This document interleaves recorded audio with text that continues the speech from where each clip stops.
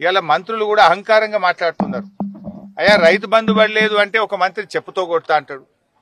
అయ్యా వడ్లకు బోనస్ అన్నారు, ఇవాళేమో కొత్తగా సన్నాలకే అని సన్నాయి నొక్కులు నొక్కుతుందని రైతులు అంటే మొరుగుతున్నారు అని మాట్లాడుతున్నారు. ఎవరు మరుగుతారు? కుక్కలు మరుగుతాయి. అంటే నువ్వు రైతుల్ని కుక్కలతో పోలుస్తున్నావా? రైతుల్ని అవమానపరుస్తున్నావా? రా వచ్చి చూడు. ఇవాళ కమలాపూర్ రైతులు ఏమంటున్నారో విను, పొద్దుగాల పూడూరు రైతులు ఏమంటున్నారో విను. అన్ని వడ్లకు బోనస్ ఇస్తామని చెప్పిండ్రు, బాండ్ పేపర్ మీద రాసిచ్చిండ్రు, మా మొబైల్ ఫోన్లకు మీరు వాట్సాప్లలో పంపిండ్రు.